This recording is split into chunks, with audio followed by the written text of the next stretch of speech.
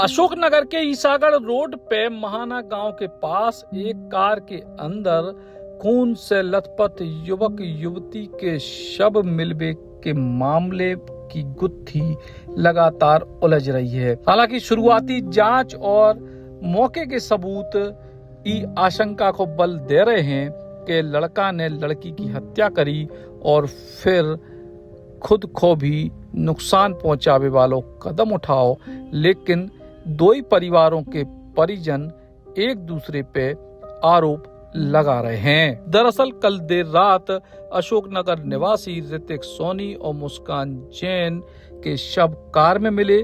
दो ही जनों के बीच लंबे समय से प्रेम प्रसंग चल रहा था और एक बीच उन दो ही जनन की ई तरीके से लाश मिलने के बाद दो ही परिवार पहुंचे और कई सारे आरोप परोक्ष और अपरोक्ष तौर पे एक दूसरे पे लगाए। कल रात्रि 9:42 में मेरे मोबाइल पे 40-45 फोटो आए और उसमें कुछ 2-3 वीडियो थे। मैं मेरी दुकान पे था, दुकान बंद करी मैंने 10:15 बजे, और जैसे ही दुकान से बाहर निकला तो मैंने वो इतने सारे वीडियो देखे। तो मैंने मेरे छोटे भाई से संपर्क किया कि तुम इस लड़के को जानते हो क्या? तो उसने बताया कि इस लड़के को हम जानते हैं, ये लोकल अशोकनगर का लड़का है। परिवार में हमने सबसे बात करी कि ऐसे आपत्तिजनक फ़ोटो और वीडियो हमारे पास आए हैं। तो करीबन 10-10:15 बजे 10:30 बजे के आसपास हम सब लोग इकट्ठे हो गए थे। दुकान बंद करी 10:15 बजे और 10:30 बजे में इकट्ठे हुए सब भाई लोग, और सीधे हम हमारी छोटी बहन के घर पे सोनी कॉलोनी में जो रहती थी उसके घर पे गए। तो वो घर पे पाई नहीं गई। हमने चाची जी से पूछा कि गुड़िया कहाँ है? तो चाची जी का कहना था वो 8 बजे के करीबन जिम जाती है, 9 बजे जाती, मैं मंदिर गई थी, मगर जैसे ही वो आई तो वो गुड़िया घर पे पाई नहीं गई। तो हम सब लोग घबरा गए। दरअसल क्या होता है कि परिवार में इस घर से उस घर पे गुड़िया आती जाती रहती, तो हमने 1-2 घरों पे फ़ोन लगाया तो वो नहीं पाई गई। हम सब ने घर वालों को इकट्ठा किया और सीधे हम लोग थाने की तरफ गए। साथ में हमारे विजय रघुवंशी बच्चू भैया थे और नीरज भैया नगर पालिका अध्यक्ष जो हैं वो थे। उनने टीआई साहब को फ़ोन लगाया और मौके पर टीआई साहब जल्द पहुँचे और लोकेशन ट्रैक करी। तो लोकेशन करीबन फुटेरा गाँव जो ईसागढ़ टोल टैक्स के पास है वहाँ पाई गई, और टीआई साहब, विजय भैया, नीरज भैया और पुलिस के कुछ कांस्टेबल अधिकारी लोग वहाँ पहुँचे। हम सब लोग थाने पे थे। सर्चिंग चलती रही, जो लोकेशन उनको मिली उस पर। कुछ देर बाद करीबन रात में 2:30 बजे या 2:35 के करीबन हमारे पास विजय भैया का फ़ोन आया कि बेटा तुम 1-2 लोग यहाँ आ जाओ, चाचा लोग को वहीं छोड़ दो, और यहाँ सब गड़बड़ हो गया। तो मैं और मेरा छोटा भाई ईशान भाग के वहाँ कार से पहुँचे। तो हमने देखा कि रोड के किनारे करीबन 5-6 फीट पीछे I-20 नारंगी कलर की एक गाड़ी MP04 रजिस्ट्रेशन जिसका था वो पड़ी हुई थी। उसमें ड्राइवर सीट पे ऋतिक जैन का सब पड़ा हुआ था, ऋतिक सोनी का, और लेफ़्ट साइड में ड्राइवर सीट में जो कंडक्टर सीट होती है उस पर मेरी छोटी बहन मुस्कान जैन का सब उल्टा पड़ा हुआ था। और आसपास के क्षेत्र में जो गाड़ी के नज़दीक का क्षेत्र था उसमें रेडियम कटर, सेल पास की टैबलेट पड़ी हुई थी, कुछ खुली और कुछ पैक। 2-3 मोबाइल पड़े हुए थे, इसमें मेरी बहन का मोबाइल भी समझ में आ रहा था, ऋतिक सोनी का मोबाइल भी समझ में आ रहा था। कुछ चॉकलेट भी वहाँ पड़ी हुई थी, जैसे पहला फुसला के उसको वहाँ मनाने की कोशिश करी होगी। और जैसे ही हम बाहर रहे बहुत देर पुलिस अपना काम करती रही, और कुछ देर बाद वहाँ पे पुलिस के वरिष्ठ अधिकारी एसपी साहब वगैरह पहुँचे, एम्बुलेंस पहुँची, उनने दोनों शवों को सीधा किया। तो मेरी बहन के सिर पे चोट थी, उसकी उंगलियां टेढ़ी थी, उंगलियां कुछ कटी हुई थी, गर्दन इधर से कटी हुई थी, और एक कुल्हाड़ी पाई गई थी जो खून से लथपथ थी। और जैसे ही लड़के का शव उनने पलटा तो उसके पास में एक पिस्तौल मिली। ये सब चीज़ें वहाँ पाई गई। क्या रहा है, क्लियर है ये कि लड़के ने पहले हमारी बहन को मारा, उसके बाद खुद को बंदूक से मार के ख़त्म कर लिया। और आपत्तिजनक फ़ोटो लड़के के मोबाइल से हर 15 मिनट पे हमारे घर के 3 लोगों के पास आ रहे थे। मेरे पापा के मोबाइल पे, मेरे भाई मोहित के मोबाइल पे जो दिल्ली में था, और मेरे मोबाइल पे। तो उससे लड़के का मोबाइल लोकेशन ट्रेस करने में पुलिस को आसानी हुई और पुलिस वहाँ पहुँची। तो ये समझ में आ रहा था, जैसे मुझे करीबन 10:47 पर मैंने उसको उस नंबर पर मैसेज भी किया कि भाई मैं आउट ऑफ स्टेशन हूँ, अपन कल मिलेंगे। मुझे लगा ये मेरे थ्रू घर वालों को मनाने की कोशिश कर रहा है या ब्लैकमेल करने की कोशिश कर रहा है, मुझे ऐसा लगा। तो मैंने जैसे उसको मैसेज किया तो 15 मिनट तक कोई हमारे पास फ़ोटो नहीं आए। 15 मिनट तक फोटो तो पहला फोटो आया था 9:42 पे, करीबन 41 फोटो थे जो मैंने 10:15 बजे देखे थे दुकान बंद करने के बाद। फिर हर 15 मिनट आधे घंटे पे फोटो वही के वही फोटो हमारे पास रिपीट आते जा रहे थे। तो 10:46 या 47 पे मैंने उसको मैसेज किया तो करीबन 15-20 मिनट आधे घंटे का ये ब्लॉक लग गया, फोटो नहीं आया। तो मुझे लगा लड़का कल बात करेगा और अपन कल समझेंगे। इस व्यक्तिगत तौर पर इसकी कोई जानकारी नहीं थी। पहले से परिचित होंगे दोनों के नहीं, बच्चा बच्ची? जिस हिसाब से फोटो दिख रहा है बच्चा बच्ची पहले से परिचित थे, मगर वो लड़का उस आधार पे उस लड़की को ब्लैकमेल करके, जैसे फोटो थे, मिलने वाले फोटो थे, घूमने वाले साथ में फोटो थे, तो उस आधार पे लड़की को परेशान करने की कोशिश कर रहा था, ऐसा सब व्यतीत हो रहा है। मैंने सारे फोटो मौके पे टीआई साहब को और एसपी साहब को भी दिखाए थे और पुलिस ने अपना काम किया है। पहले लड़की ने कुछ बताया परिवार को? नहीं, अभी हमको इस चीज़ की जानकारी नहीं रही। ये लड़का लड़की पढ़ते थे क्या साथ?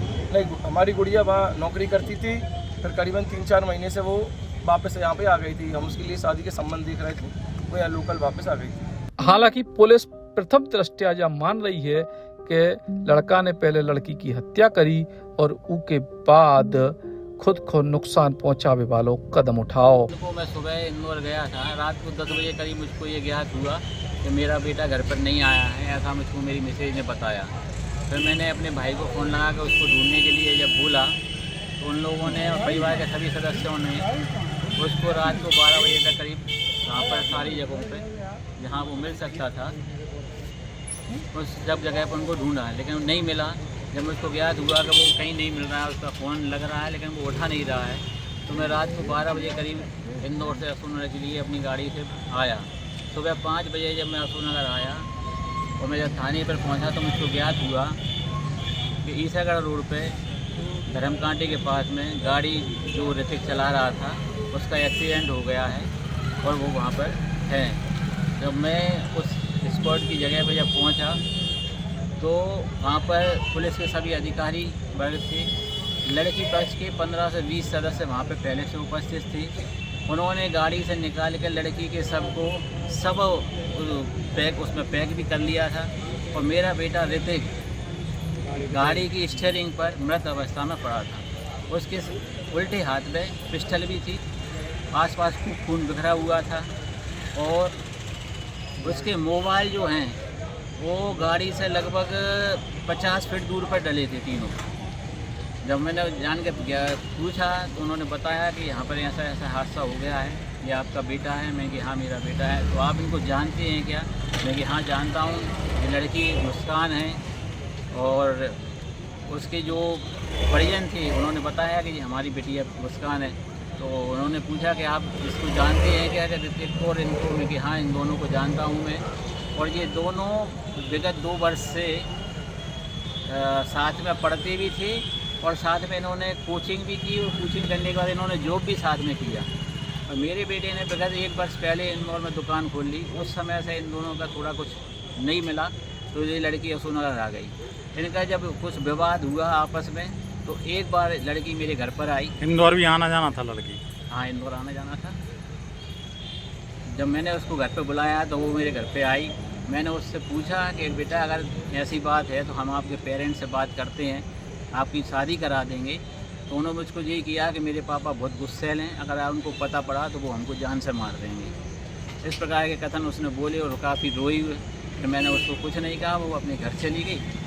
और मैंने उनसे मना भी किया इसके बाद कि बेटा अब आप एक दूसरे से कांटेक्ट में मत रहना, कभी किसी प्रकार के फ़ोन मत करना अगर आपको अपने फादर से और सबसे ऐसा कर लगता है। और इतनी जानकारी मुझको फिर ये इनका संपर्क बना रहा कि आपको जानकारी थी? अभी जो जैसे अभी वर्तमान समय में इनका संपर्क है ऐसी मुझको कोई जानकारी नहीं। इनका संपर्क आज से विगत 3-4 महीने पहला था, जो मुझको जानकारी है। होली के 2 दिन बाद, मतलब दोज के दिन ये लड़की मेरे घर पर आई थी। तो जब मैंने इसको मना किया था, अपने बेटे को भी समझाया था कि अब आप अगर एक दूसरे को पसंद नहीं कर रहे हैं तो एक दूसरे से कांटेक्ट मत रखना, किसी प्रकार की बातचीत मत करना।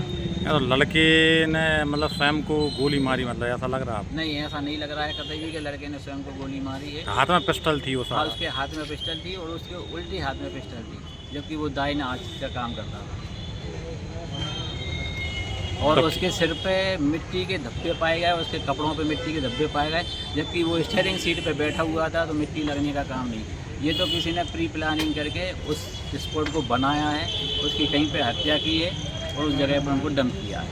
ये तो हत्या मतलब ये हत्या से तात्पर्य क्या, किसने हत्या किया आप ये मतलब क्या? ये तो पुलिस अपनी जांच में लेकर आएगी।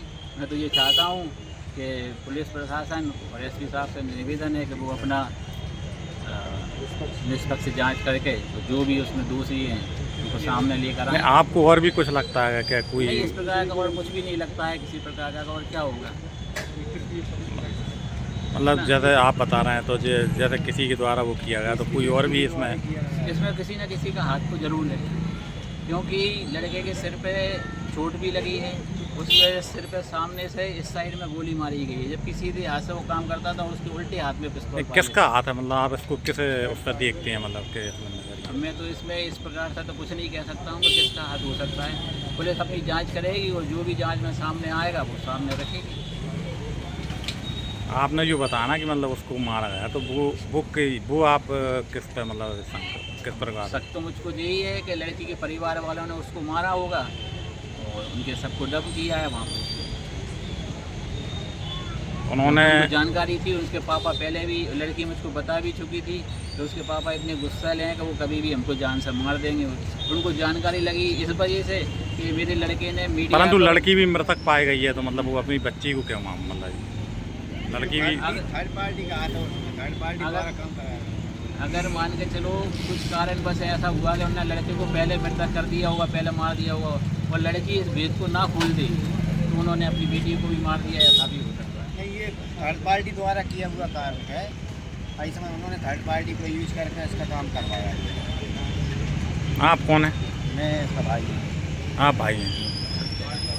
और उन्होंने ये कहा कि वो फोटो वगैरह दिए थे तो ब्लैकमेलिंग भी की जा सकती है, लड़की के भाई ने बताया। उसके असली फोटो तो उसके साथ में थे या फ्रेंडशिप थी उन लोगों की, तो उन्होंने अपने साथ में फोटो भी खींचे थे और फोटो थे, लड़की उसके साथ घूमने भी गई है सब जगह ऐसा कुछ। और फोटो जो भी उनके पास हैं तो उसमें कोई असली फोटो तो है ही नहीं, उन दोनों के फ्रेंडशिप वाले फोटो, तो उसमें ब्लैकमेल करने का तो कोई नहीं आता था कि वो ब्लैकमेल करें। प्रेम प्रसंग उनका काफ़ी समय प्रसंग लगभग 2 साल से था उनका। आप लड़के के पिता हैं जी। उनकी पिछली सीट जो है ना, अशोकनगर शहर के एक लड़का और लड़की की ई प्रकार से मौत के बाद पूरे शहर में चर्चाओं को बाजार गर्म है और लोग अलग अलग प्रकार की अटकलें लगा रहे हैं ई घटना को लेकर। फिलहाल पुलिस पूरे मामले की जांच में जुटी है।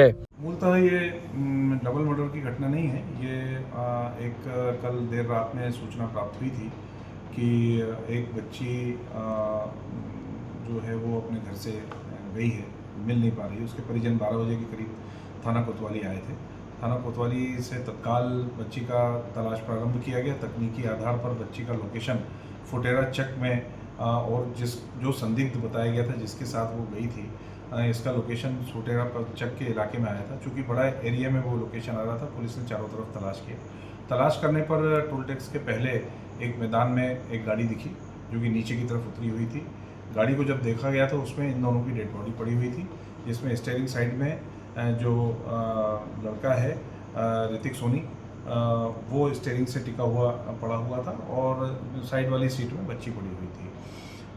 फिर वो पूरा वहाँ तलाश की गई, सर्च किया गया, गाड़ी को देखा गया, आसपास देखा गया तो वहाँ पास के स्थान पर वहाँ कुछ ब्लड स्टेन मिले, वहाँ ऐसे हथियार मिले हैं जिससे किसी को जैसे मारा गया हो, और वहीं पर पास में इनके मोबाइल भी प्राप्त हुए थे। उसके अलावा इनका एक सुसाइड नोट भी करीब 2 पेज का लड़के के द्वारा लिखा गया सुसाइड नोट प्राप्त हुआ, जिसमें कि उसके द्वारा ये बताया गया है कि विभिन्न कारणों से परेशान होकर इसने बच्ची को मारा और मारने के बाद स्वयं भी वो सुसाइड कर रहा है, इस तरह की बात उसने लिखी। और पिस्टल से उसने अपने आप को गोली मारी। पिस्टल कहाँ से लाया था वो भी उसने उल्लेखित किया है। इन सारे तथ्यों की जांच की जा रही है। गाड़ी में देखा गया, गाड़ी में पीछे की तरफ जलाने का भी उसके द्वारा प्रयास किया गया था, परंतु वो जल नहीं पाई थी। इस प्रकार की स्थिति मिली है। वहाँ जो भी साक्ष्य मिले हैं उन सबको संरक्षित कर लिया गया है। हमारी FSL की टीम भी ग्वालियर से आ चुकी है, उसने भी पूरा अवलोकन किया है। इसमें मूलतः प्रथम दृष्टया ये समक्ष में आया है कि जो ऋतिक सोनी था उसके द्वारा बच्ची को पहले मारा गया विभिन्न कारणों से, विभिन्न परेशानियों से, और फिर स्वयं भी उसने गोली मारकर आत्महत्या कर ली। इस प्रकार की स्थिति इसमें सामने आई है। बाकी अभी विवेचना जारी है, सभी तथ्यों पर जांच की जाएगी। अशोकनगर से विश्वास अगरिया, बुंदेली, बौछार खिलाने।